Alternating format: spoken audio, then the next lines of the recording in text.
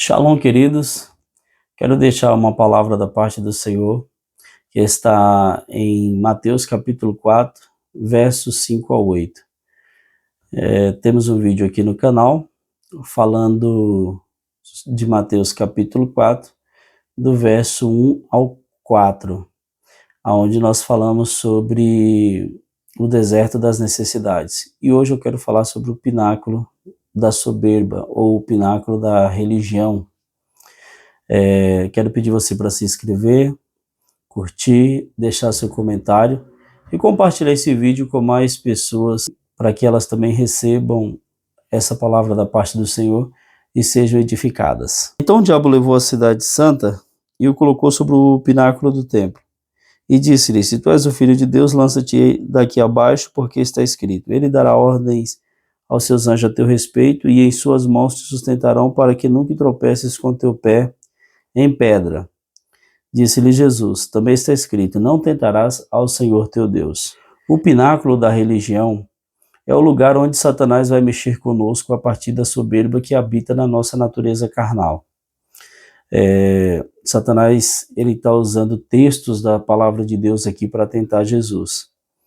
E o incrível é que esse lugar está na cidade santa, né? A segunda tentação de Jesus aconteceu ali, mais precisamente no templo, nos ambientes da religião, né? E talvez esteja no púlpito essa tentação. Imaginamos que por estar na igreja estaríamos seguros, né? De certa forma sim, de certa forma não, porque também somos tentados nos ambientes da religião. A religião deveria me manter quebrantado, me manter entregue, morto no altar, mas aí vem Satanás e fala: olha, tem um lugar melhor para você, e esse lugar é incrível, é maravilhoso. O pináculo do templo era o lugar mais alto da construção de Herodes. Alguns mencionam que ele tinha 70 metros de altura. Dali dava para ver toda Jerusalém, o Vale do Cedron, o Monte das Oliveiras. E Satanás sugere para Jesus um espetáculo, né? Atira-te daqui abaixo, porque Deus dará ordem aos teus anjos a seu respeito. E o que significa tudo isso? Quando Satanás tenta nos levar a esse lugar, a primeira perspectiva é que ele quer nos elevar a um pedestal e nos fazer sentir que estamos acima dos outros, né? É muito sutil essas sugestões de Satanás, mas ele está sempre trabalhando em nós por causa da espiritualidade, porque nós somos filhos de Deus, e talvez ele consiga nos seduzir a ponto de nós dizermos: somos justos, somos fiéis, somos melhor que os outros, estamos acima. E o tempo todo Satanás vai nos seduzir e está nos seduzindo a isso. Então, quando a gente apresenta um louvor, desce do púlpito, depois de apresentar uma pregação, e você recebe um elogio, você é ovacionado, aí você começa a crescer um pouquinho na sua maturidade, um pouquinho na sua exposição, né? E basta você ser um pouquinho olhado por mais gente, que Satanás já vai te tentar e te convencer que você está em outro nível. Não aceite isso, não aceite isso, repito, não aceite isso. Estamos todos no mesmo nível, é o nível da graça, é o nível onde todos nós somos pecadores e fomos salvos pelo sangue de Jesus Cristo. Todos nós estamos a um passo da queda ou a um passo do acerto. Todos nós estamos no mesmo nível. E se nós nos mantivermos no lugar de quebrantamento, de humilhação, de humildade, não haverá porta para Satanás entrar. Satanás só nos tenta porque ele sabe que há portas, e ele explora essas portas que existem na nossa natureza carnal. Quando você acha que tem privilégio diante de Deus, que você tem uma linha direta e que você não precisa ouvir conselho de ninguém, que você pode tomar suas decisões e fazer loucuras, porque Deus é com você, você está se jogando, você pode se esborrachar, porque os anjos não estão em alerta para cobrir as suas arrogâncias e nem as minhas arrogâncias. Os anjos estão sempre respaldando para quando eu estiver servindo ao Senhor, e fazendo aquilo que ele me enviou a fazer. Aí eu tenho o respaldo dos anjos, tenho o respaldo do céu. Lá no pináculo do templo a gente não ouve ninguém a não ser o próprio coração, muitos ouvindo somente o próprio coração. E essas sugestões são, na verdade, do inferno, são infernais. Quando você está no pináculo do templo, você ora como o fariseu da parábola de Jesus, né? Aquele fariseu, ele disse, não tem ninguém aqui tão bom quanto eu. Olha esse publicano, o publicano se apresentou e ele nem mesmo ousava falar, e ele nem mesmo ousava levantar os olhos, e ele dizia, eu sou indigno e pecador. Do outro lado estava lá o fariseu que orava dizendo, Senhor, graças te dou porque não sou como os demais homens, jejuo 2 vezes por semana, entrego os meus dízimos de tudo.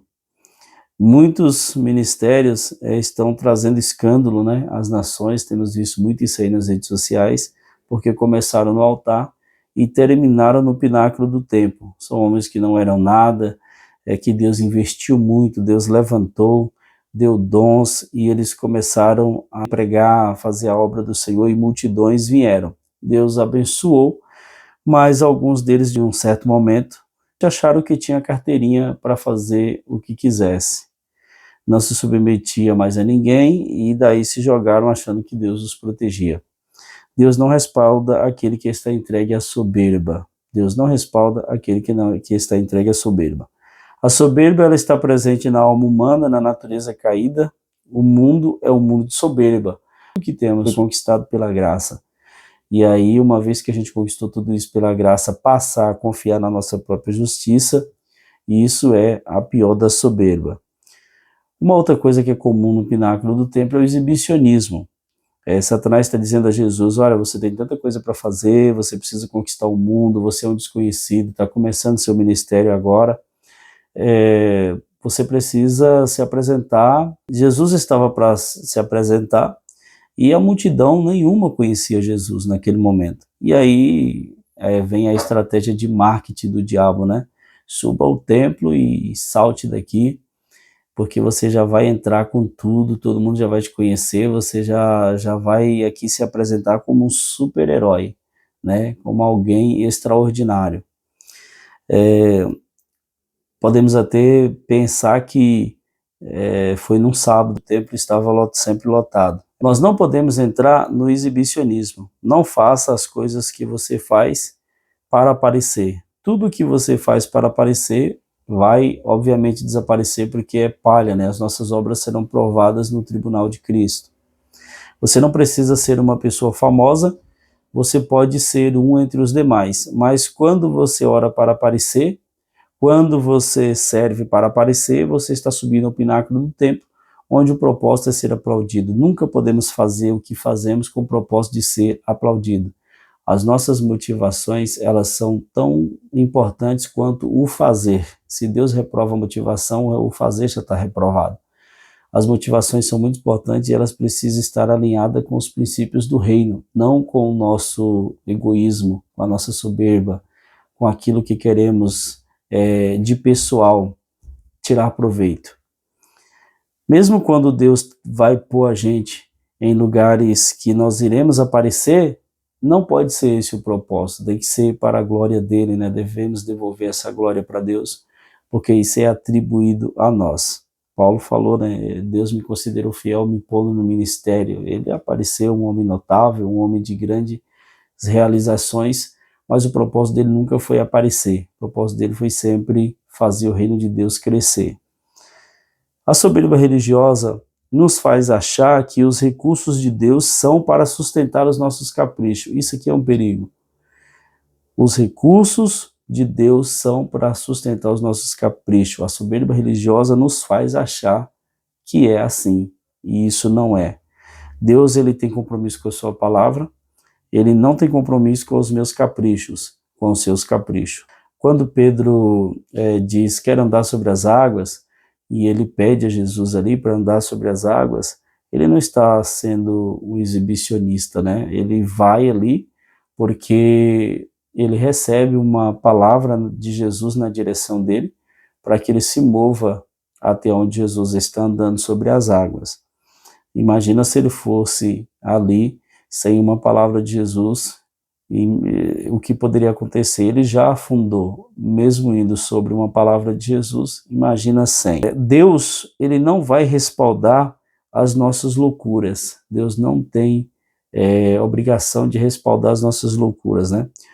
Tem gente que compra aí carro com prestações altíssimas, não tem orçamento para isso, e várias outras coisas que adquire, né? Mas foi pela fé, essa é uma justificativa, foi pela fé. É pela fé também que muitos se esborracham e não conseguem cumprir, e depois acontecem coisas terríveis e até escandalizam o nome do Senhor. Nós não temos carta branca de Deus, nós não temos carta branca, ninguém tem para fazer o que quer. Tem que ser muito responsável isso. O problema do pináculo do templo é a inconsequência. Quando nós confundimos a graça de Deus com uma carta branca. Como eu já disse, ninguém tem carta branca de Deus para fazer o que quiser, né, no nome dele, e ele se responsabilizar por isso. Eu tenho que agir sempre, quando eu estiver agindo, de acordo com a palavra de Deus.